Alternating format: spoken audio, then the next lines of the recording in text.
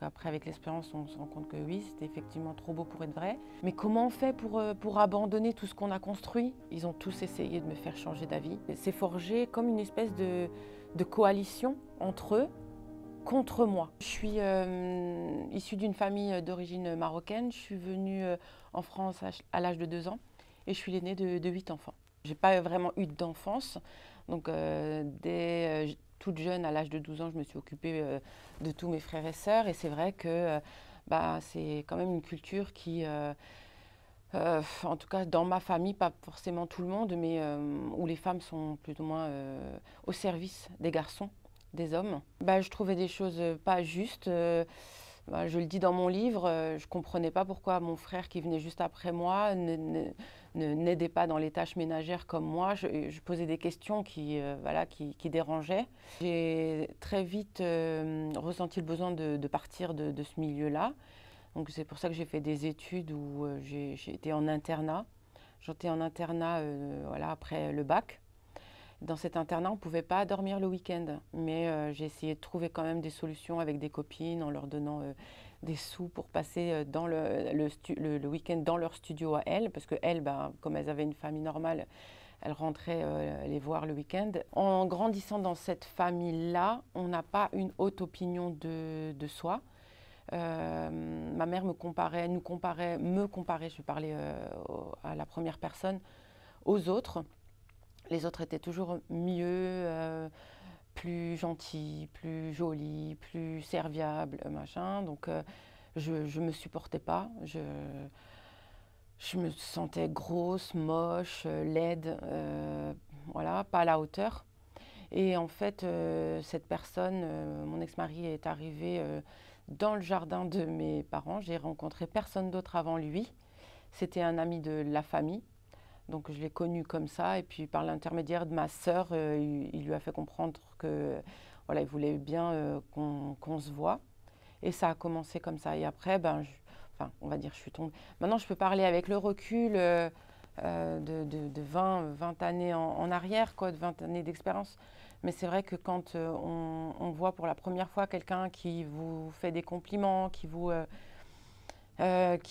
dit que vous êtes tout pour lui, qui fait des choses pour vous, qui vient vous voir, qui vous offre des choses, vous dites oh, c'est incroyable, quoi. Personne d'autre à part lui, avant lui, pas même ma mère, me dit des choses gentilles. Donc, alors au départ, on se méfie, on dit c'est trop beau pour être vrai. Donc après, avec l'expérience, on se rend compte que oui, c'était effectivement trop beau pour être vrai. Mais quand on y croit, on est sur un petit nuage. Moi, je me rappelle que je dormais plus. Je pensais qu'à lui. Vraiment, c'était une période euphorique. J'avais 22 ans. Une fois, j'ai parlé de sa famille en disant que c'était pas normal. Je me souviens plus de l'événement en particulier.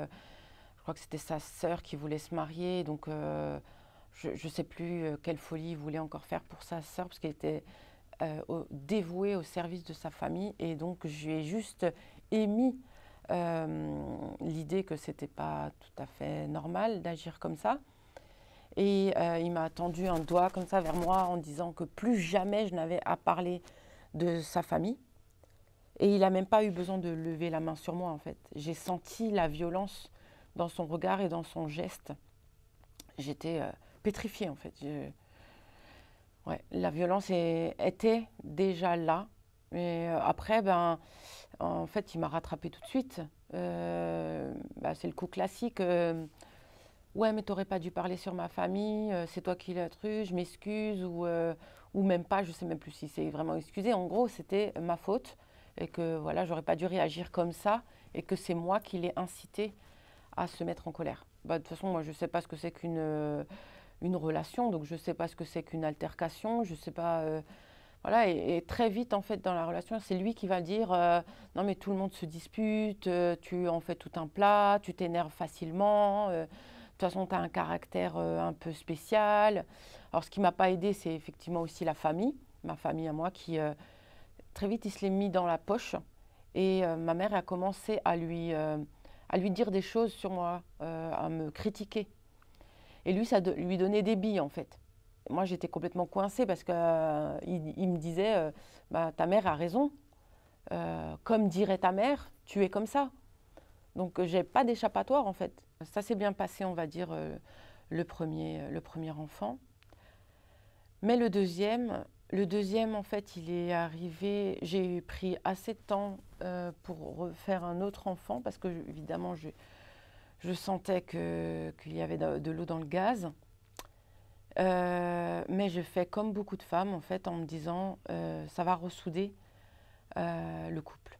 C'est des cycles de lune de miel, de coups ou de violence, de rabibochage et ainsi de suite en fait. Mais au fur et à mesure du temps, les cycles s'érodent. Ça tient, la période d'accalmie, on va dire, est de moins en moins longue.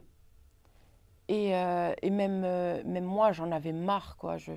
Je supportais tout. Financièrement, il était nul. Il nous mettait à la cave. J'ai monté des entreprises pour lui. Je l'ai aidé à faire des formations. Je m'occupais des enfants. Je m'occupais du ménage. Il avait commencé des travaux dans la maison, mais jamais, en 10 ans, elle n'a jamais été finie, cette maison. Je ne supportais plus cette maison. Donc il y avait tout un... Et lui, j'avais l'impression qu'on n'était pas sa vraie famille. Avec mes enfants, on n'était pas sa vraie famille. Sa vraie famille, elle est restée au Maroc, avec sa mère, son père et ses frères et sœurs. Nous, on était juste la base logistique, en fait, qui lui permettait de faire des sous.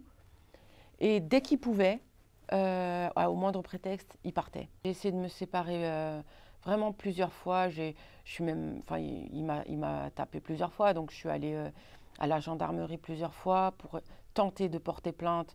Pendant toute la période où j'étais mariée avec lui, j'ai jamais réussi. Parce que je me disais, c'est impossible de porter plainte contre quelqu'un avec qui on vit. Et mes enfants, et comment je vais faire? Est-ce que je vais aller en foyer? Enfin voilà, tous mes repères, c'est ça aussi qui empêche les femmes de partir. C'est bien beau de dire aux gens, aux femmes, au premier coup, à la première claque, partez. Mais comment on fait pour abandonner tout ce qu'on a construit? Je pense que le déclic, il vient pas, c'est pas un truc magique qui apparaît d'un jour à l'autre en fait. C'est à force de voir des gens autour de moi aussi avoir le courage d'y aller, de me dire c'est possible. C'est à force de me dire, de côtoyer des gens qui ont une vie normale, avec un compagnon qui les respecte. C'est à force de me dire bah, les années elles passent, donc c'est maintenant ou jamais. C'est à force de me dire aussi bah, mes enfants, c'est quelle image je leur donne. Est-ce que qu'est-ce qui est pire que mes enfants voient jour après jour que je me fais manquer de respect et c'est ça l'image de la femme que je vais renvoyer, ou alors effectivement de détruire leurs repères, de partir, mais que moi je me sente bien et que ensuite moi je puisse leur expliquer ce qui s'est passé. J'ai essayé de me séparer plusieurs fois, mais la fois où vraiment où ça s'est concrétisé, je pense qu'il l'a senti. Il doit y avoir eu une vibration particulière qu'il a, il a dû sentir en fait que là j'étais déterminée. Même moi, au fond de moi, c'était fini. Je pouvais plus. C'était un dimanche soir, il était en habit de travail comme d'habitude. En fait, on ne se voyait jamais. Il était que sur les chantiers du lundi matin, 7h jusque tous les soirs, 19h, 20h. Et donc, il arrive, je dis, écoute, ça suffit, quoi. Ça suffit, j'en peux plus. On n'a pas une vie normale, on sort jamais, on est tout le temps à la ramasse financièrement. Ça suffit. Et donc là, quand je lui ai annoncé ça, il a hurlé sur moi. Non, mais tu te prends pour qui? C'est à force de fréquenter des Français, des hommes dans ton travail. En fait, il a utilisé tout et n'importe quoi pour se dégager de la responsabilité. Et quand il n'a plus d'arguments, il a pris mon téléphone qui, pour lui, était c'était la source de tous nos problèmes parce qu'en fait, c'était une porte vers l'extérieur. Ouais, donc, ça montre un petit peu la psychologie de cette personne. Donc, il m'a pris mon téléphone, il m'a pris mes clés de voiture pour que je ne bouge plus, en fait. Que je sois voilà, emprisonnée, en fait, en me disant, voilà, c'est comme ça normalement que tu aurais dû être depuis le début, au service de ton mari, voilà, de trouver un petit travail 9h, 17h, où en gros, j'étais à son service en fait, que je dérange personne, que je fasse pas ce que j'aime, mais que voilà, que je m'occupe de son linge, de lui faire à manger, que je m'occupe des enfants et que je ne parle à personne. Voilà. Donc là, j'ai appelé les gendarmes. J'ai appelé les gendarmes en disant que voilà ce qu'il m'avait fait, qu'il m'avait menacé, qu'il avait pris mon téléphone, mes clés. Et en fait, là c'est vraiment cocasse, donc il était chez mes parents. Il est allé se réfugier chez mes parents et mes parents m'appellent en gros en me disant mais qu'est-ce que tu as fait pour le mettre dans cet état? Non mais j'ai cru que j'allais devenir dingue en les écoutant en fait. J'ai dit mais il est à côté de vous, vous buvez le thé avec lui et il a mon téléphone, il n'y a pas un problème. Donc mon père est venu en me disant encore une fois de se calmer. Et voilà, et qu'ils étaient impuissants en fait. C'est comme ça. Ok, mais là j'ai pris mes enfants dans mes bras. Là ils ont pleuré. Et là ils ont compris aussi que c'était la fin de quelque chose. Et j'ai contacté une amie. Et je suis allée finalement, mon père était venu avec la clé de la voiture, donc je suis allée chez cette amie. Mes enfants, je les avais confiés à mon frère qui habitait pas loin. Il les a retrouvés le soir. Le soir, il a mangé avec mon frère qui lui a donné les enfants. Et donc, lui, il est retourné dans notre ancienne maison avec les enfants. Et là, il s'est installé. Moi, je ne suis plus jamais retournée dans cette maison. Pendant un mois, je suis retournée chez mes parents où j'ai pris une chambre. Ils étaient très mécontents. En fait, ils me faisaient bien sentir que j'étais de trop. En parallèle, je faisais toutes les démarches pour trouver un appartement. Je fais un dossier auprès des services sociaux, tout ça. Et lui gardait la maison. J'allais le matin tôt pour donner le petit-déj à mes enfants. J'avais la chance d'être pas trop loin. Le soir, j'essayais de rester avec eux jusqu'à ce qu'ils s'endorment. Et j'ai tenu comme ça pendant un mois jusqu'à trouver un appartement. Pendant tout ce temps-là, ils ont tous essayé de me faire changer d'avis. Donc lui, en utilisant toujours les mêmes stratagèmes, donc un peu de gentillesse, un petit peu de menace, un petit peu de regarde ce que tu as fait aux enfants.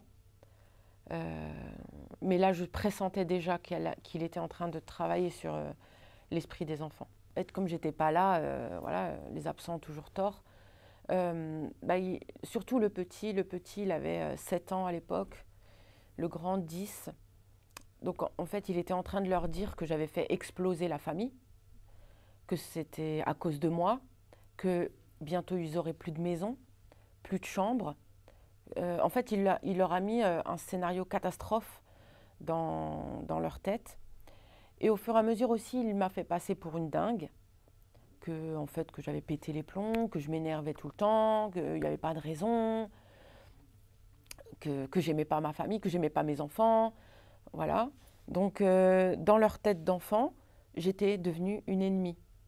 Et donc, en fait, au fur et à mesure, c'est forgé comme une espèce de coalition entre eux contre moi. Donc, on était en garde alternée. Après le divorce, la résidence habituelle était chez moi. Et donc, une semaine sur deux, tous les dimanches à 18h, on s'échangeait les enfants. Mais le petit avait intégré le discours que c'était une trahison que de venir avec moi. C'est ça qu'on appelle le conflit de loyauté. Dans la tête d'un enfant, trahir son père qui, entre guillemets, est victime, parce que dans l'histoire, c'est lui la victime, hein. C'est lui qui a été abandonné par la femme, je ne sais pas comment dire, voilà, inconséquente, qui pense qu'à sa vie et qui oublie sa famille. C'est ça l'image que mon fils a dans sa tête à ce moment-là. Donc le petit se sent redevable, se sent loyal par rapport à son père et donc ne vient pas avec moi. Donc la première semaine, on la passe ensemble, le grand et moi. La deuxième semaine, donc, ils retournent chez eux, normalement. Et la 3e semaine, là, je tape du poing sur la table en disant, c'est pas possible. Bah non, quoi. Non, tu reviens avec moi. J'ai besoin de mes 2 enfants à la maison. Donc effectivement, il est revenu. Mais ça a été la pire semaine de ma vie. Où le petit, il est venu à contre-cœur et il se tapait la tête physiquement contre le mur en criant « Tu n'es pas ma mère, je te déteste, t'es qu'une poubelle, je te déteste, t'es pas ma mère ». Toute la journée, j'entendais ça. Alors moi, je pars au travail et toute la journée, je me demande si le petit, il n'est pas parti, s'il n'a pas pris la fuite, s'il n'a pas fait une bêtise pour que j'abandonne en fait, que je capitule et que je le laisse partir chez son père. Donc le soir, j'arrive, j'essaye de lui faire à manger, de faire ce qu'il aime, de m'occuper de lui. Il n'y a rien qui passe. Il met du sel partout. En fait, il me pousse à bout pour que je le lâche et que je le laisse retourner chez son père. Et c'est ce qui se passe. Son visage changeait complètement quand j'allais le chercher à l'école. Et le père, lui, il venait, même si c'était ma semaine de garde, il venait